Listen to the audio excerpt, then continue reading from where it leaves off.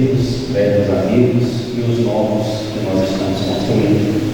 Nós agradecemos ao quarteto pela harmonização inicial, agradecemos ao Eurípides, na figura de quem também passamos e externamos a nossa gratidão à Aliança Municipal Espírita, pelo convite, pela oportunidade da tarefa e com certeza por engrandecer os nossos espíritos nessa experiência que levaremos por alguns decênios, não apenas na presente existência, mas além dela.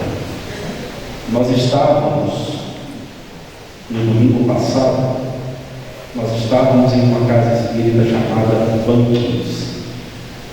Maravilhoso. A 7 quilômetros de Pratinha. E para quem não conhece a região, nós temos diversas casas na zona rural, focos de luz, com uma simplicidade evangélica que narra-nos o complexo dos primeiros tempos. E ali, a nossa querida irmã de alma, a Deusair, que se faz aqui presente, iniciando aos trabalhos, ela foi muito feliz e muito inspirada, trazendo-nos uma passagem que está no penúltimo capítulo da obra Boa Nova, Os 500 da Galileia, e uma frase que Chico gostava muito de repetir: nós estamos com uma saudade imensa de Jesus. E encerrando os trabalhos, o nosso amigo Júlio nos procura e nos fala: você não tem impressão que a gente já viu Jesus? Eu falei: eu não tenho impressão, eu tenho a certeza, porque a cada coração que eu olho, a cada olhar banhado de esperança neste mundo tão complicado, eu estou vendo a Jesus, porque nós nos reencontramos encontrando ao Mestre através de nós mesmos. E nesse sentido, pelas questões da vida, um divórcio muito cedo e um desencargo também repetido, eu não tive muito contato com o meu pai, mas Deus, ele era substancioso. Meu pai, ele era vendedor das linhas correntes. Alguém aqui já ouviu falar das linhas correntes? Inclusive, nós somos de Belo Horizonte, mas nós mudamos para Patos de Minas quando a região do Noroeste precisava de um vendedor coordenador, e o meu pai foi escolhido para isso. E não tive o contato com ele enquanto encarnado, o contato que eu gostaria de ter. Mas pelas trilhas do Evangelho, nós vamos visitando cada cidade em que ele exercia a sua profissão. E a gente vai conhecendo um pouquinho dele. E Divinópolis não é diferente. Meu pai tinha um grande amigo em Divinópolis que também trabalhava na linha corrente, de nome Anselmo, que eu não conheci, mas sei que era um grande amigo do meu pai. E hoje, aqui em Divinópolis, eu estou um pouquinho mais próximo dele também. A gente vai matando a saudade de Jesus.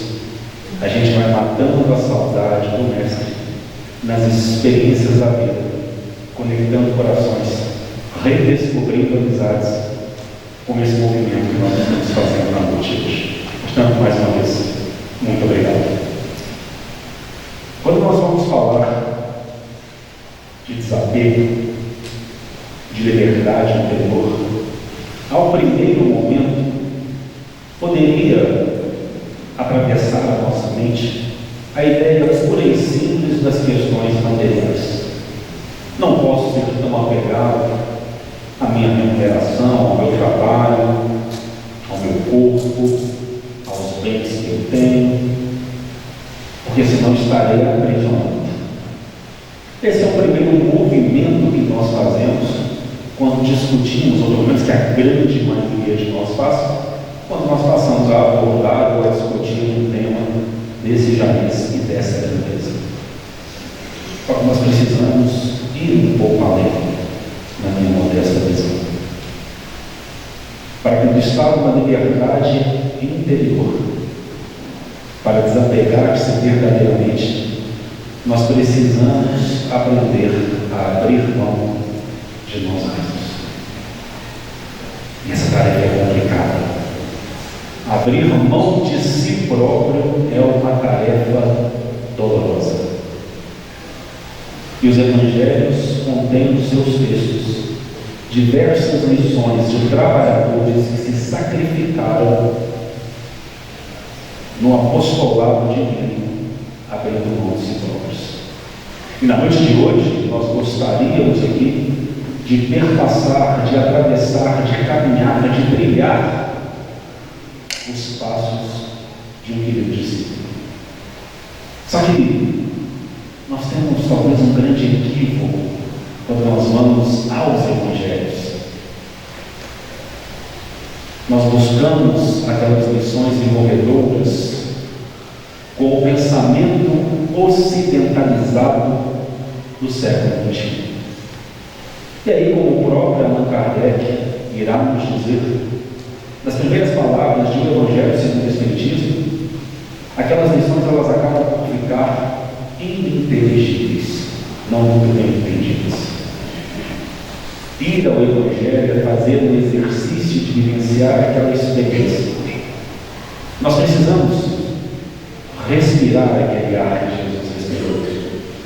Nós precisamos sentir aquela areia, sentir aquela poeira. Nós precisamos entender antes de tudo, e que não cause estranheza à nossa fala. Nós precisamos compreender antes de tudo. Nós não somos o público inicial de Jesus. Para entender o Evangelho, para entender as suas lições, eu preciso perceber que as suas palavras foram ditas primeiro para o povo hebreu, em uma tradição completamente diferente da nossa. E aí sim, buscando aquela significação, buscando ouvir da mesma maneira que aquele povo escutava.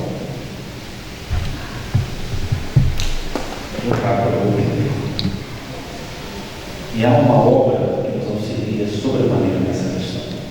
Aliás, nós somos muito sortudos, porque nós temos a oportunidade de estudar os evangelhos com a lupa da Consoladora Doutrina. E somos mais sortudos ainda, porque temos uma obra chamada Boa Nova. Por favor, sem timidez, porque já somos aqui amigos de outras eras. Quem já leu a obra Boa Nova, levante a mão. Por isso que você nos eleva tanto, amigo, porque já caminhou pelo Evangelho. Quem já estudou a obra Boa Nova profundamente? Quem tem a obra Boa Nova, vai levantar a mão sempre. Quem tem a obra Boa Nova de cabeceira? Eu não me canso de consultar. Porque nós temos ali, veja bem, nós temos ali compilado, nós temos ali reunidas 30 passagens belíssimas dos textos sagrados. Mas não daquilo que está expresso na própria Bíblia, mas os bastidores.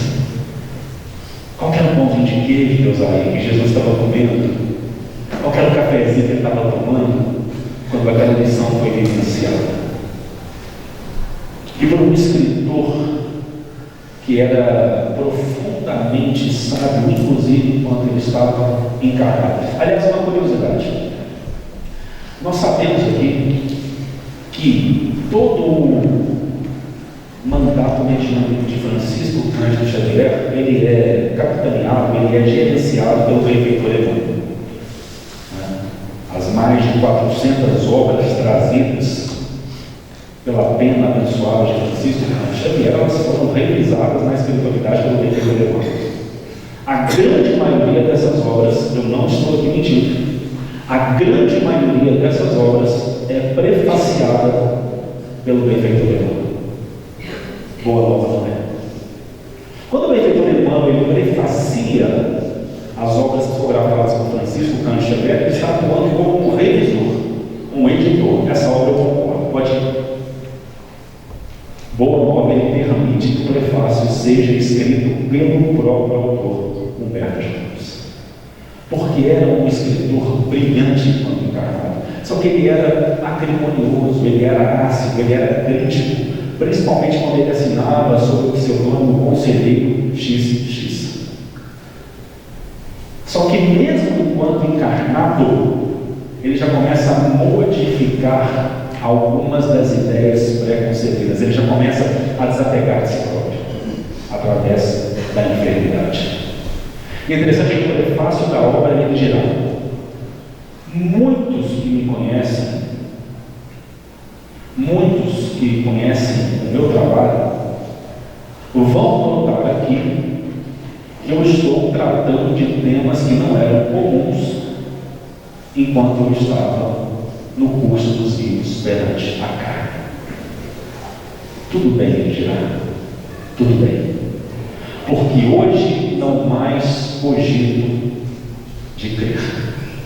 Hoje eu sei. Gente, essa frase é poderosíssima. Hoje não mais cogito de crer. Hoje eu sei. Sabe quem faz uma definição muito parecida? Quem entrega uma definição muito parecida para os nossos corações? Neste sentido, Leon Denis, na obra O Problema do Ser do Destino do Criador, em um item que ele intitula A Disciplina do Pensamento e a Reforma do Caráter, quando ele vai nos dizer: não basta crer, é preciso viver a fé que se esposa. Hoje não mais cogito de crer, porque sei, dirá Humberto de Campos. E ele lembrará um caso, uma anedota, enquanto estava no mundo dos vivos perante a matéria, que alguns amigos protestantes passaram por ele e referenciaram a Jesus como sendo a rocha dos céus. E ele ironicamente respondeu, sorrindo: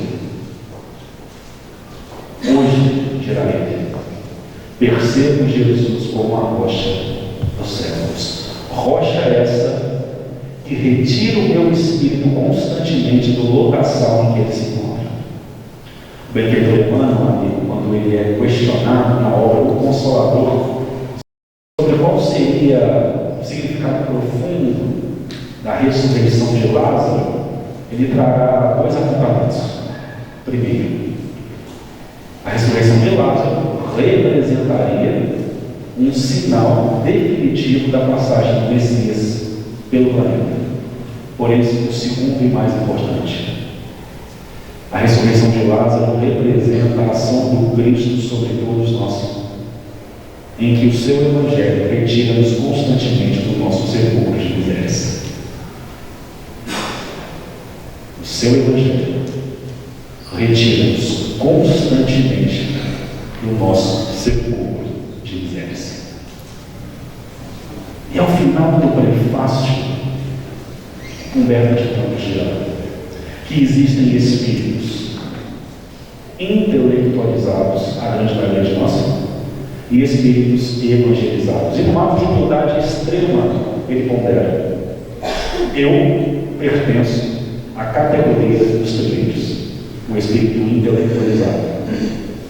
Rogo ao alto que agora possa pertencer à classe dos segundos, um espírito evangelizado.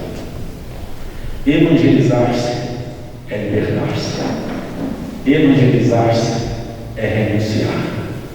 Evangelizar é renunciar de si próprio. E durante todo o Evangelho, nós percebemos os discípulos renunciando a si mesmos para poder, no sacrifício, encontrar a Jesus e, paradoxalmente, a si próprios.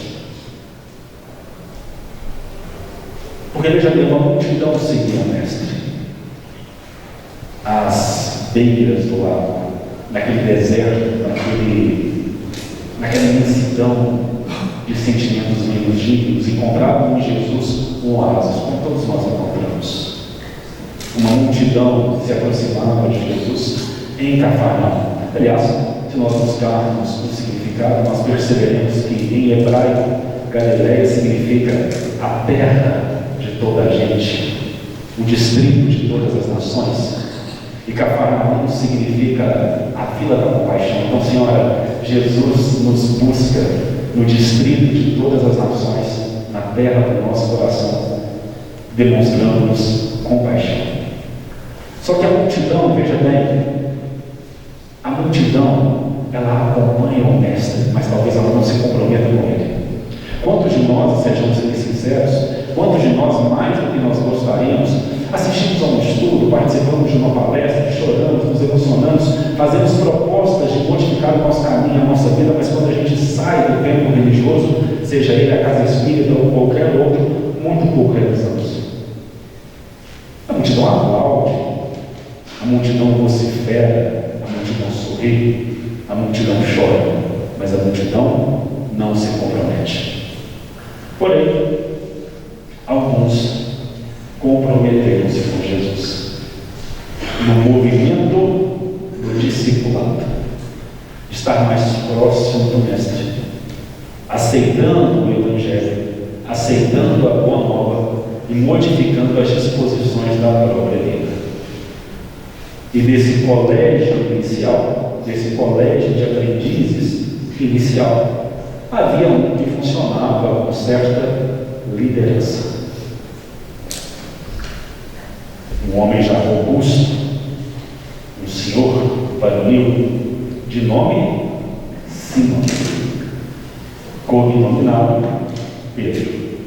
Eu gosto sempre de lembrar, não é o Simão Pedro, aquele expositor que a gente conhece lá de Patrocínio, né?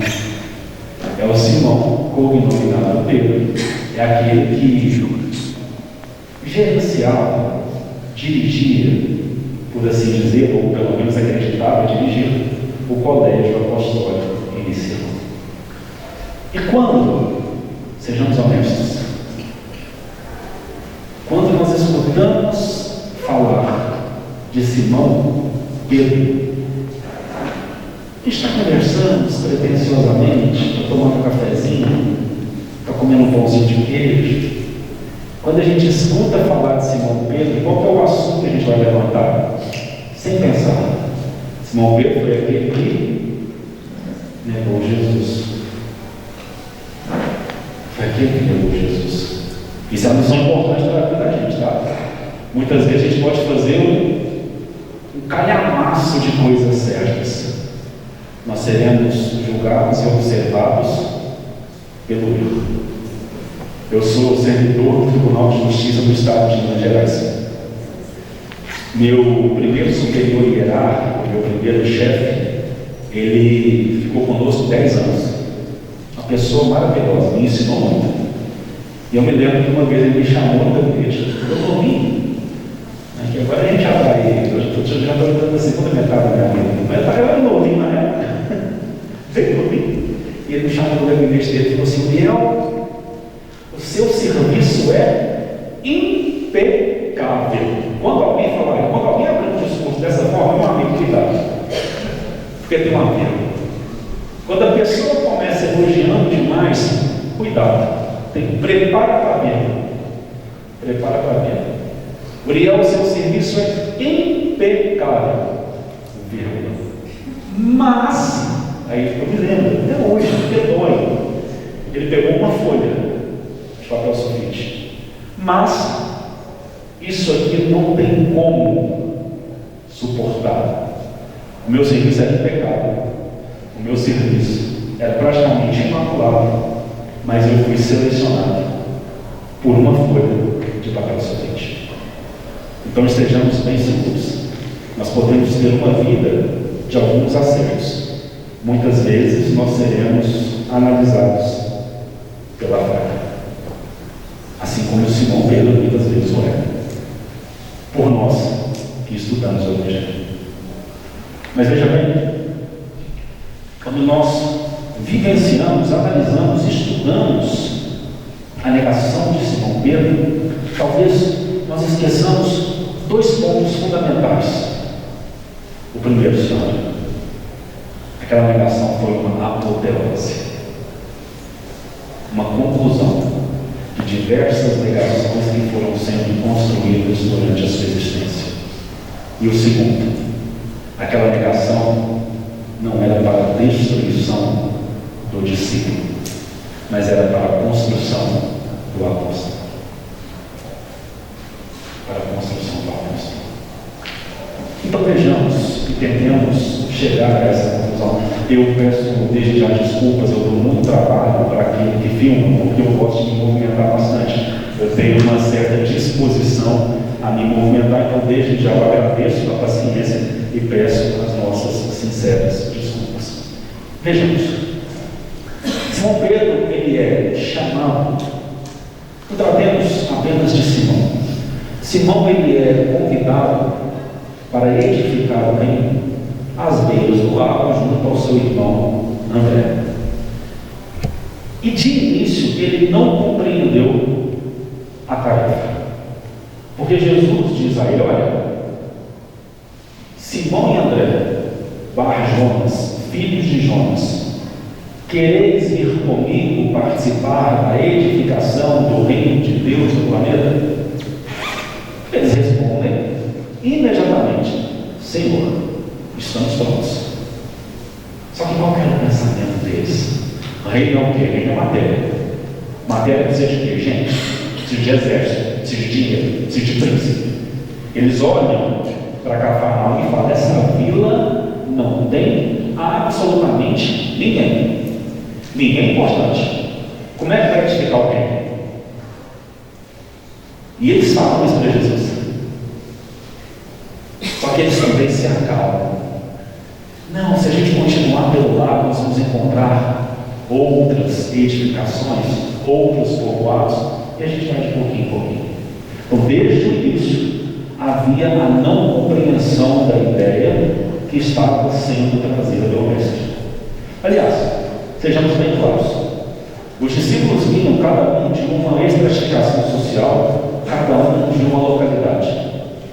Eles não concordavam em muitos assuntos, mas eles concordavam em não entender como seria edificado o reino de Deus.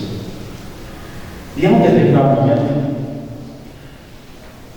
perto da crucificação de Jesus, que eles se encontram reunidos com o Mestre em uma localidade chamada Cesareia de Filipe. Alguém sabe onde fica Cesareia de Filipe?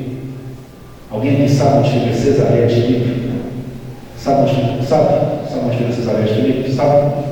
Excelente, porque nem eu. Eu não tenho a mínima ideia de onde fica Cesareia de Filipe, ou onde fica casa. Eu fico triste, porque se alguém levantar a mão e falar assim: não, eu sei onde fica, eu vou falar: caramba, eu estudei pouco, mas eu também não tenho a mínima ideia de onde fica Cesareia de Filipe.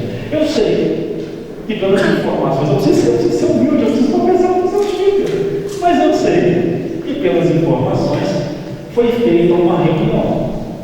E nessa reunião, Jesus ele queria fazer um checklist.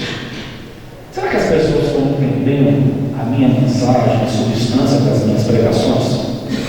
E ele faz esse questionamento aos discípulos.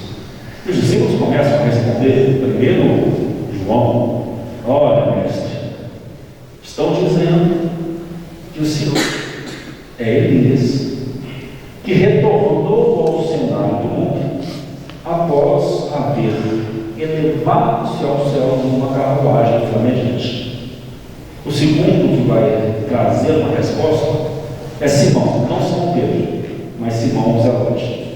Porque os discípulos também tinham nomes similares, parecidos, homônimos, iguais. Inclusive tem uma piada no Instagram que fala: se você tivesse uma máquina do tempo, o que você faria? Eu voltaria no tempo para avisar Jesus que Judas iria trair. Aí a pessoa volta no tempo e fala para Jesus: ó, Judas vai te trair. Jesus pergunta qual deles. Eu falo: não sei. Porque eles tinham essa questão dos homônimos. Então Simão, o Zelote, não Simão Pedro, ele vai dizer a Jesus: algumas pessoas estão falando que o Senhor é João Batista ressuscitado.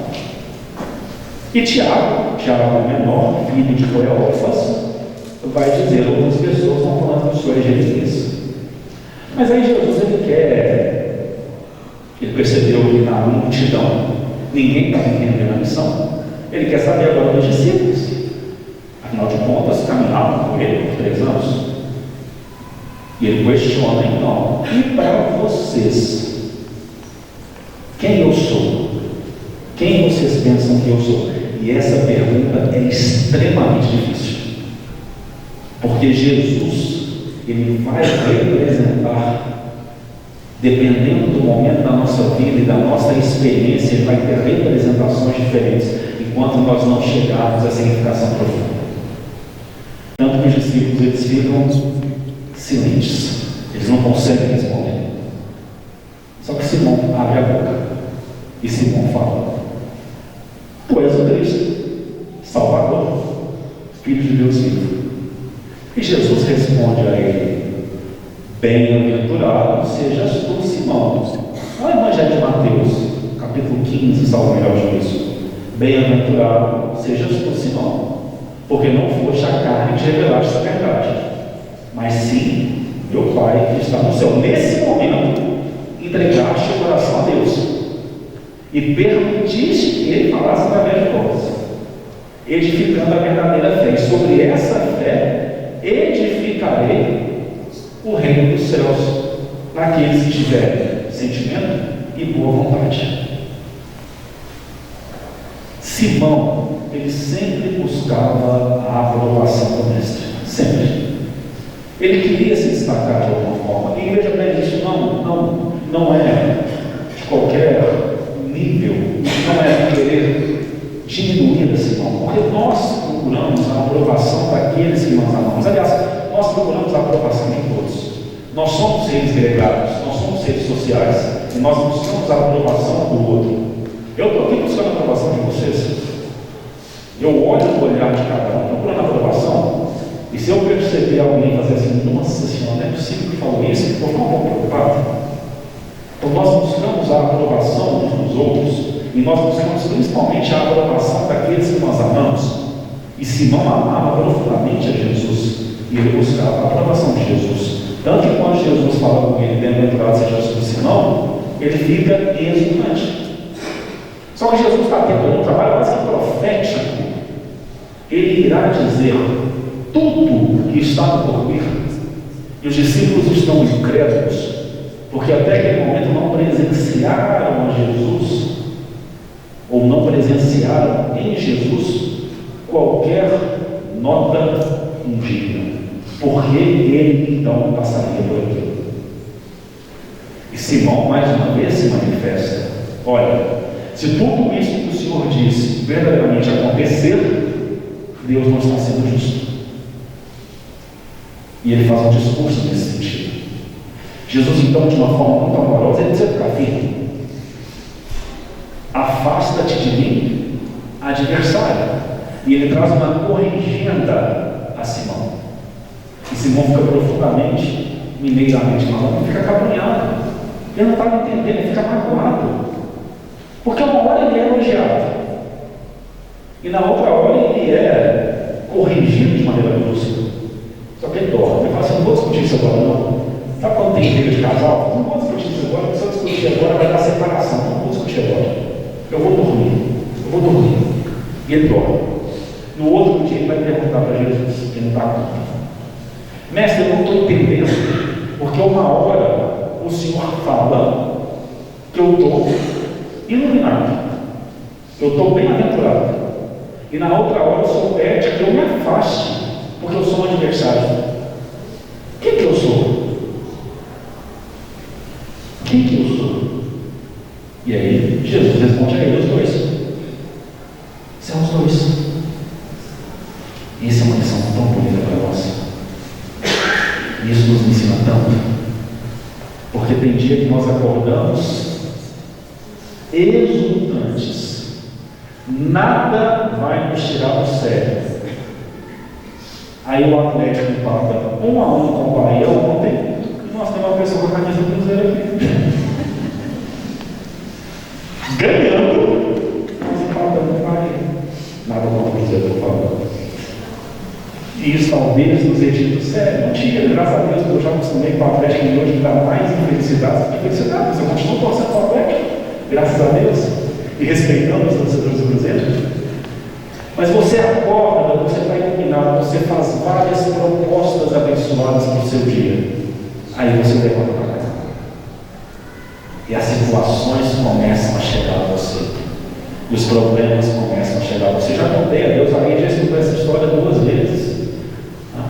Já contei isso para Deus aí, mas vou contar de novo. Há 2 semanas eu acordei num dia incrível. Eu estava exultante, eu estava feliz. Eu fui buscar minha esposa no trabalho no final do dia.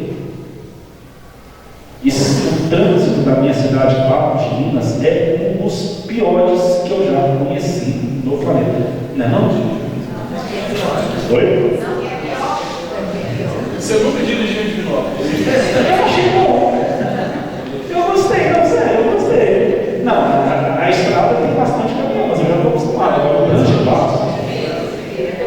Meus amigos, minha família é de Belo Horizonte. Eu prefiro passar pela Cardeal e ver o Patielli de manhã do que dirigir no trânsito da minha cidade.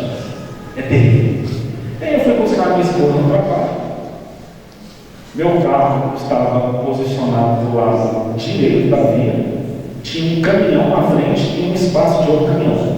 E um carro do lado esquerdo. E tinha uma farmácia. Eu acredito que esse carro do lado esquerdo ele queria entrar na farmácia. Então o que ele fez? Ele fez uma baliza no caminhão, só que não era. Ele veio dando pé, minha esposa veio para mim e falou o seguinte: vai bater. Só que eu estava muito bem. Eu falei: não é possível que vai bater. Porque você pensa o seguinte: o dia que está bem, nada de ruim vai acontecer com você. Não é possível que vai bater. E ele continuou dando pé. Minha esposa, a esposa muitas vezes é um GPS de mim. Ela continuou assim: vai bater. Eu falei: não é possível. E ela buzina, vai bater. Eu falei: não estou acreditando que vai bater, eu não vou buzinar. Na hora que eu percebi que ia bater, eu comecei a buzinar. Bateu. E fez um estrondo. E sabe qual foi a minha? E eu estava bem. Aí eu falei: agora acabou o dia. Porque qual foi a minha maior tristeza? Eu tinha acabado de consertar o meu carro, eu tinha batido na garagem da minha mãe. Eu tinha acabado de consertar o meu carro. E o estrondo, eu falei: eu perdi a frente do meu carro de novo. Aí eu falei: ok. Acabou o dia, agora nós vamos resolver na matéria. Parei o carro na farmácia. Eu pensei: se a pessoa, eu não tinha visto ainda, se a pessoa não tiver armada, no meu tamanho eu me garanto. 1,90 m, mais 100 kg, no meu tamanho eu me garanto. E eu disse para brigar, confesso com vocês que eu disse para brigar. Olhei no meu carro. Nós somos espíritos, a gente estuda a Gênesis, a gente sabe que milagre não existe derrogação da lei da natureza, mas miraculosamente não deu um arranhão. Eu já falei que eu pensei prejuízo financeiro também, mas eu continuava nervoso. Na hora que eu me direcionei até o carro, tinha um senhor tremendo. Ele olhou para o meu tamanho e começou a tremer no carro. E eu provavelmente estava completamente desfigurado de raiva. Ele começou a tremer dentro do carro. Aquilo ali já me trouxe um sentimento que eu falei: o que eu estou fazendo? É material. O que tem dentro de mim que eu preciso trabalhar? Até há pouco tempo eu estava no paraíso. O que eu estou fazendo? Aí o senhor abriu o carro mais antigo, ele pegou, abriu o livro assim, olhou para mim tremendo e falou: eu não consegui parar. Eu não vi, eu tentei. Aí aquilo me derrubou. Eu coloquei a mão no ombro dele e falei: segue seu caminho, vai com Deus, só toma cuidado, e vai. Só que a gente para refletir o que nos faz sair daqui e vir para cá. E principalmente quando a gente sai daqui e vem para cá, nós nos sentimos as piores pessoas naquele momento. Simão estava se sentindo assim: mestre, quem eu sou? Eu sou o bem-aventurado ou eu sou o adversário da causa? São os dois, Simão. São os dois. Porque entendo, uma coisa que eu sempre falo: elevar o pensamento não é difícil. Não é difícil. Você está um dia péssimo, você quer falar: vou fazer uma prece. Você eleva o pensamento. Você entra aqui na casa, você eleva o pensamento. A dificuldade é se manter com o pensamento elevado. Porque qualquer coisa nos volta para o torvelinho que é o nosso mundo. É onde Jesus entrega a Simão, entrega aos nossos corações a missão da vigilância. Um pensamento pode nos elevar aos céus, mas também uma palavra melogífica, um sentimento não muito bem observado, poderá alijar-nos nos desfiladeiros do desespero. Simão escuta e fala: ah, mestre, ok, entendi. Ele entendeu? Não. E E ele não entendeu. Porque aqui nós já chegamos na Santa Ceia, na chamada Santa Ceia. E os discípulos, com todo o respeito que eu vou falar, por favor, os discípulos eles tinham muitas discussões inúteis enquanto eles estavam com Jesus, muitas. Mas talvez a discussão mais inútil, a discussão mais improfícua, a discussão mais sem sentido que eles realizaram foi na Santa Ceia. Todo mundo sentado aos moldes do povo hebreu, todo mundo se deliciando na presença de Jesus, e eles começam assim: quem vai ser o maior no reino? 3 anos, gente. 3 anos convivendo com Jesus. 3 anos. Tiago Maior, a mãe de Tiago Maior, de João, Salomé, esposa de Zebedeu, já tinha feito esse questionamento para Jesus: quem vai sentar na direita? Porque vai ser trabalhoso, quem vai sentar na direita? Quem vai ser o maior? Jesus já tinha dado aulas e aulas sobre isso. E eles começam ali. No prenúncio da crucificação, eles começam a fazer a mesma discussão. Temos professor de matemática aqui entre nós? Não temos. Vou mostrar, por exemplo, um professor de matemática. Como professor de matemática fica 45 minutos. Na minha época se chamava equação de segundo grau, mas isso tem mais de 40 anos. Eu não sei se esse é um nome que se leva ainda. O professor de matemática fica 45 minutos explicando uma equação. No final da aula, o aluno levanta a mão e fala: como é que faz a operação de 2 mais 2? É desanimador. É desanimador. Jesus olha para os discípulos e pensa: não é possível. 3 anos que a gente está caminhando junto, não é possível. E eu acredito, não querendo aqui adentrar ao pensamento de um espírito Cristo, de um sol planetário, mas eu acredito que ele deva ter raciocinado. Não adianta eu falar mais nada. Vou precisar dar exemplo. Ele se desce, cinge-se de uma toalha e começa então a lavar ao pé de cada um dos discípulos. Só que aí Simão levanta e fala o seguinte: meu pé se não lava, na figura do escravizado daquele pé, meu pé se não lava, e os meus companheiros perderam a vergonha na cara de deixar o Senhor lavar aos pés de cada um deles. Jesus precisa corrigir Simão: não se queira achar melhor do que os teus companheiros de jornada. Se eu não lavar os teus pés, tu não terás parte comigo. O que significa lavar o pé? Porque aqui vai uma lição para o tema que estamos discutindo. O que significa lavar o pé? Pureza de quê? Vamos tentar trabalhar da seguinte forma: condição normal de temperatura e pressão, tá, gente? Sem nenhum engraçadinho da outra resposta, como os alunos de direito gostam muito de fazer. Quando nós acordamos e levantamos da cama, qual que é a primeira parte do corpo que, nas condições normais de temperatura e pressão, toca o chão? Os pés. Jesus nos desperta. E a primeira parte que toca esse despertar é o sentimento. Quando Jesus lava os pés dos discípulos, ele está dizendo: eu estou lavando o sentimento de cada um que se permitiu acordar. E Simão está falando o seguinte: o meu sono vai lavar. É por isso que ele precisa dizer a Simão: se eu não lavar o seu pé, se você não permitir que eu lave os seus sentimentos, você não tem parte comigo. Simão deixa. Jesus fala no discurso todas as dores que são sofridas. Está muito bem descrito nos textos joaninos, quem quiser acompanhar. E aí ele vai falar: olha, eu vou para um lugar agora que vocês não conseguem me acompanhar. E esse Simão, ele era difícil. Por isso que Jesus dá um apelido carinhoso para ele de pedra. Ele era inflexível. Kefas. Ele era inflexível. Mas a gente vai ver que isso aí tem um significado mais profundo.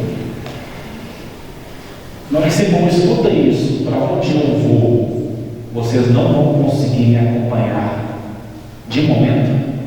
Simão fala: eu consigo. Onde o Senhor for, não sei meus companheiros, mas onde o Senhor for, eu vou.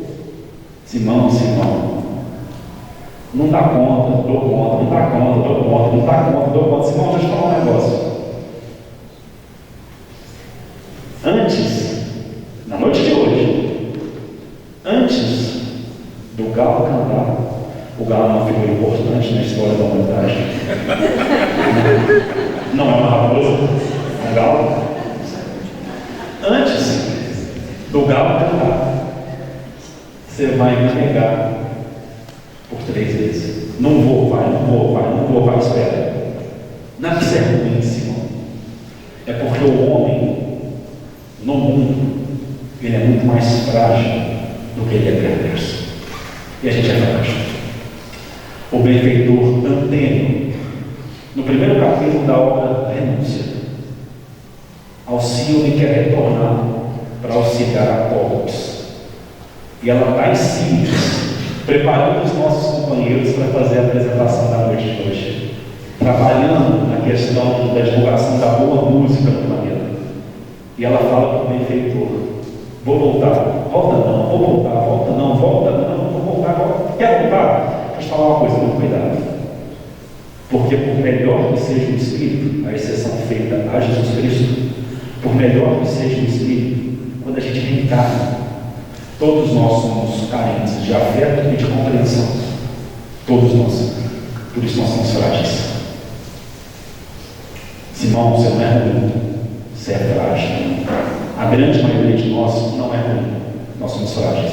Existem espíritos perversos que reencarnam nesse mundo? Existem, nós não podemos negar, mas a grande maioria de nós é frágil. Cai por não se desapegar de si próprio. Cai por não entender as consequências dos erros que a vida constrói. A gente já quer ser feliz. Só que a gente não percebe que a felicidade que a gente constrói é uma felicidade egoísta que prejudica muitos que estão ao nosso redor. Pois bem, Jesus é preso no Getsemane. Simão dá o exemplo fantástico da negação, que ele corta a orelha de um servo do sacerdote chamado Malco. Aliás, se a gente for no hebraico, a gente tem até mais ou menos 11h30 hoje, certo? 11h30 da noite, correto? Se a gente for no hebraico, Simão, nós vamos referenciar a Shimon, que é a Shema Israel, é aquele que precisa ouvir a voz de Deus e praticar a sua vontade. Malco é um nome de origem hebraica ou fenícia, que vai significar o conselheiro do rei, ou talvez o próprio rei. Veja bem, quando Simão corta a orelha de Malco, esse sacerdote, esse servo do sumo sacerdote, é como ele dizer finalmente: tudo que eu ouvi, tudo que eu aprendi, eu vou negar, eu vou na violência. Porque poucos minutos antes ele escutou: um novo mandamento vos dou, amai-vos como eu vos amei. E ele negou. Pois bem, Jesus é preso. Ele é levado para o átrio do sumo sacerdote. Os discípulos estão dispersos, frágeis. João e Simão acompanham. João afasta-se para lhe narrar a Maria o que estava acontecendo, e Simão permanece. No átrio do sumo sacerdote, ele começa a especular as pessoas que ali estavam. E as pessoas que ali estavam reconhecem como sendo um seguidor daquele falso profeta. E começam a questioná-lo. A gente via com ele, e o frágil Simão começa a pensar: minha família, o que vai ser dela? A gente tem que lutar contra o Sinédrio, a gente tem que lutar contra o império, a gente não vai dar conta. Não, nunca participei do que ele participava. E ele faz isso por 3 vezes. Na terceira vez, o galo canta. Simão cai melancólico. E quando ele cai melancólico, ele divisa na cela úmida e fecha o olhar de Jesus. Só que o olhar de Jesus não é um olhar de julgamento, é um olhar compassivo. Quando você me olha me julgando por uma coisa errada que eu fiz, excelente, eu vou conseguir suportar isso, porque eu vou te tratar da mesma forma. Quando você me olha de forma compassiva, talvez doa muito mais.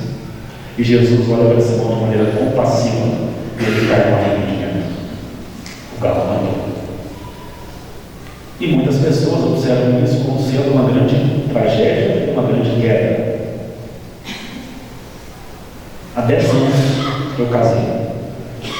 Há 10 anos nós compramos um apartamento num bairro que estava começando a ser construído na minha cidade, um bairro chamado Laranjeiras. E tínhamos lotes para todos os lados. E nesses lotes, em um desses lotes, a gente tinha um galo. E esse galo tinha um horário um pouco estranho. 4h30 da manhã, religiosamente, ele cantava. Quando o galo canta, que é normal, a gente acorda. O galo cantou a Simão. Simão, meu querido, acorda. Não é para você cair, é para você acordar. Olha o que você tem feito durante a sua vida. Olha quantas negações no convívio com Jesus você realizou. Você pegou a família. Teve uma época que você queria brigar com a sua família em praça pública. Você brigava com a sua sogra, talvez a gente entenda isso, mas você brigava com a sua sogra, não pode. Não pode brigar com a sogra. Quando Maria de Magdala foi procurar Jesus na sua casa, você passou e olhou estranho para ela, porque ela era uma mulher que você considerava da vida. E Jesus precisou te corrigir mentalmente, para que você não expulsasse Maria de Magdala da sua casa. Acorda! Você tem negado ao Mestre, você tem negado ao Evangelho, você tem negado a Boa Nova, você tem negado a si próprio. É hora de acordar. Desapega das crenças que te limitam. Desapega das crenças que te afastam do Evangelho. Desapega daquilo que te aprisiona. Liberte-se finalmente.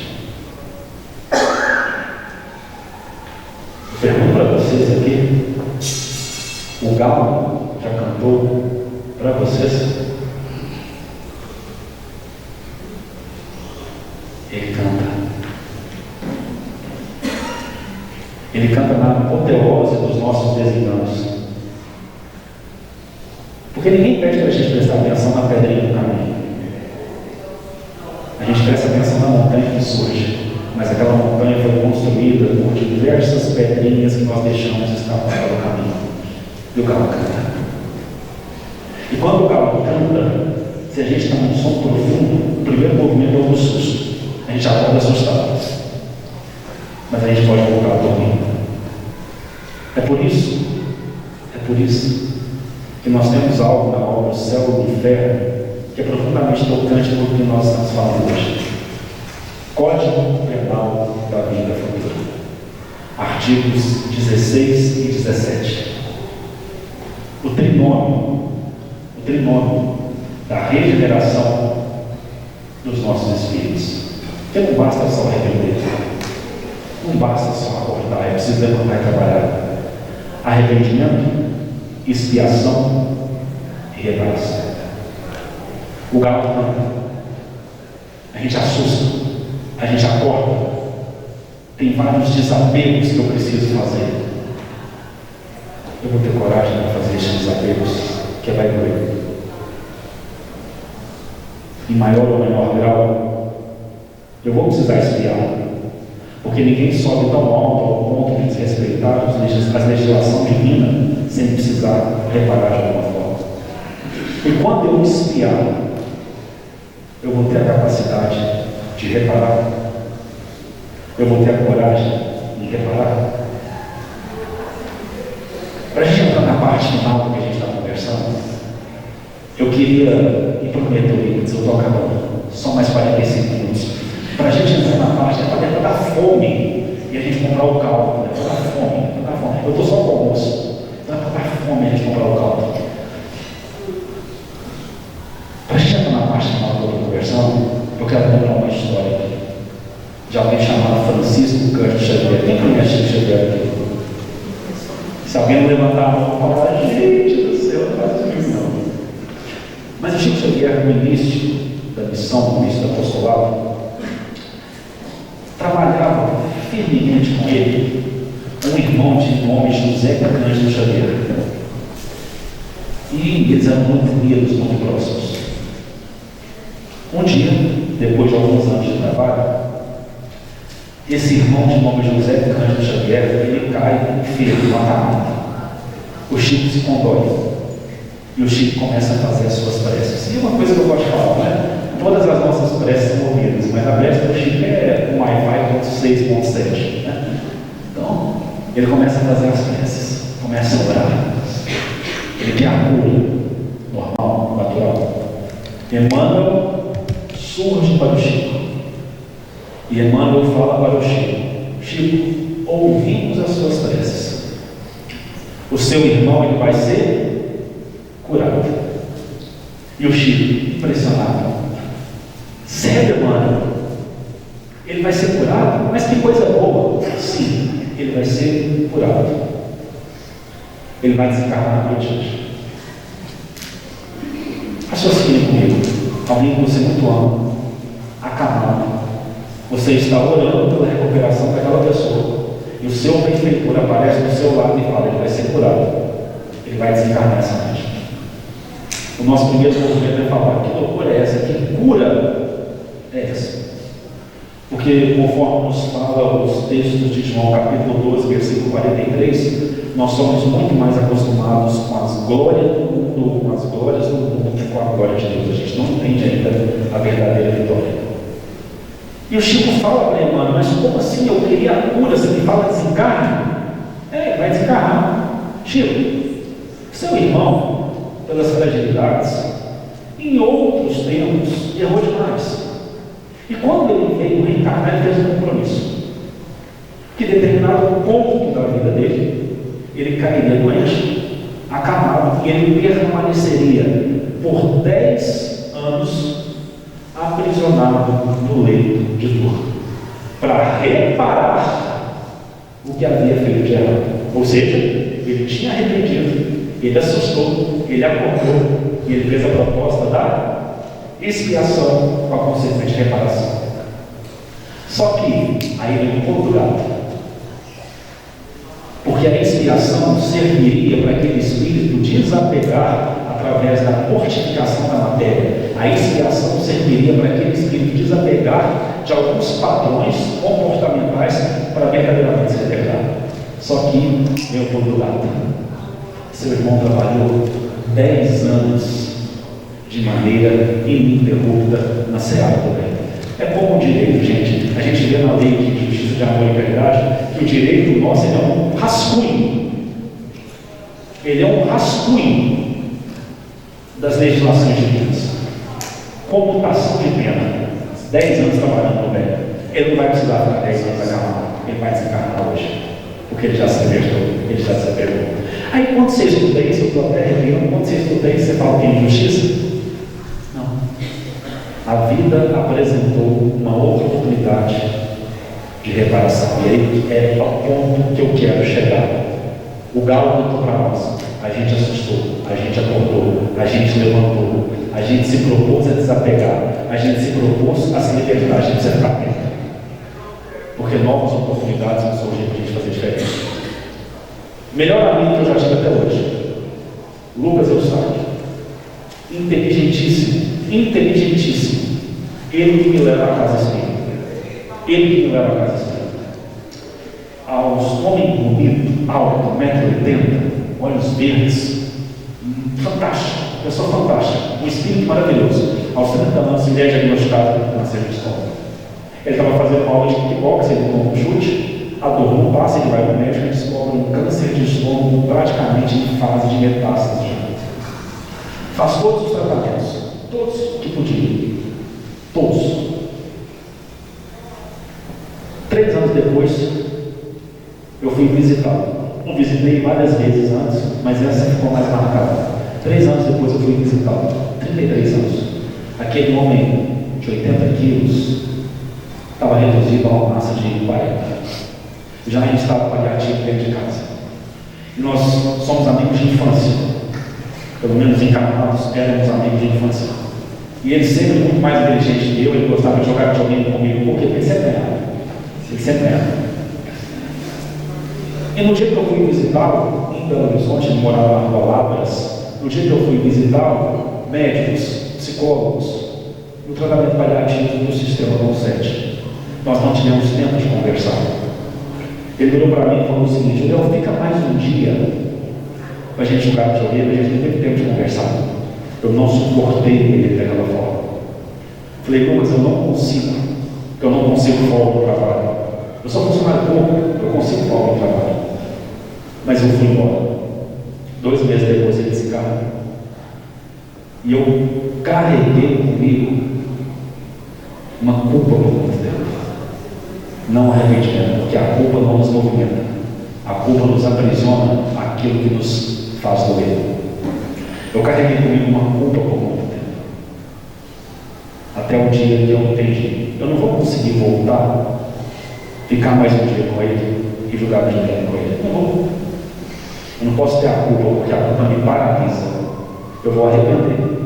Eu vou espiar. Eu vou me permitir sentir essa dor. Mas eu vou reparar. Como é que eu vou reparar? Qualquer pessoa que ficar doente, se ela me permite, eu vou visitar.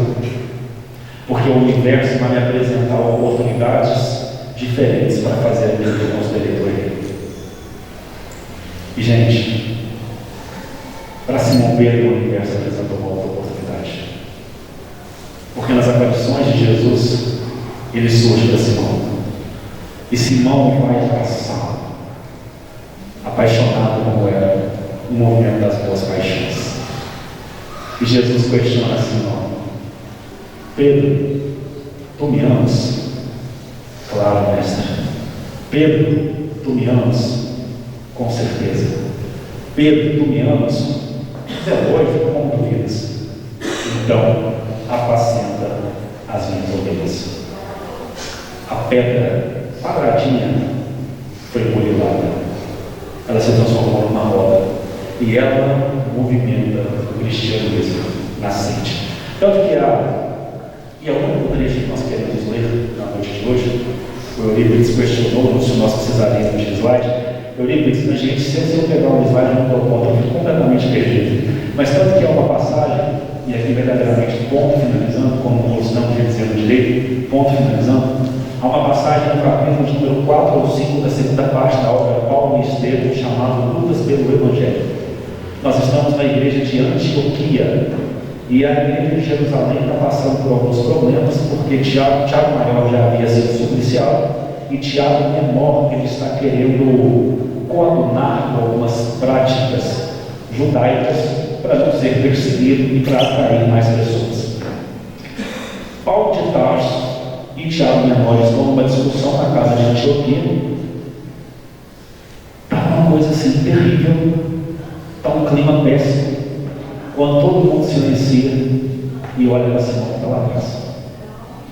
Simão levanta, porque eles queriam a palavra de Simão.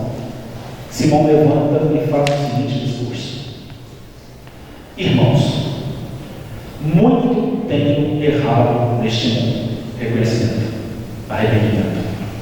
Não é segredo para ninguém que cheguei a negar o mestre no instante mais doloroso do Evangelho. Honestidade. Não vou esconder de ninguém o que eu fiz. Honestidade.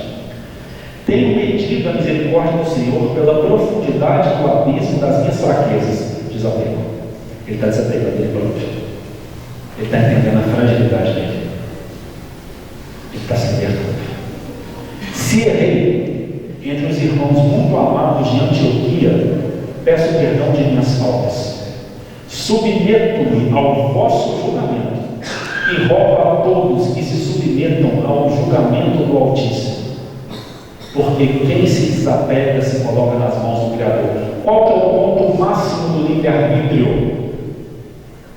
Que é o que os espíritos crísticos alcançam. Qual que é o ponto máximo do livre-arbítrio? Decidir não mais escolher. Escolher simplesmente seguir a vontade do Pai. Escolher simplesmente obedecer. O ponto máximo do livre-arbítrio é a negação da escolha. É colocar-se completamente nas mãos do Criador. Reconhecida, e aqui o ponto fundamental, reconhecida a extensão das minhas necessidades espirituais e recomendando-me as vossas preces, passemos, irmãos, aos comentários do Evangelho de hoje. Esse é o ponto. Dá um cantor, meu amigo. Acordou assustado? Não deita de novo, não. arrependamos verdadeiramente no movimento de metanoia, permitamos a expiação, mas acima de tudo, para a verdadeira libertação, saibamos trabalhar com o Evangelho como nosso guia e norte fundamental. Eu agradeço muito a paciência e a compreensão de todos. Gostei muito dos olhares que nos trouxeram as melhores energias. Saio daqui com muitos amigos e que Jesus continue a nos abençoar na tarefa de transformação.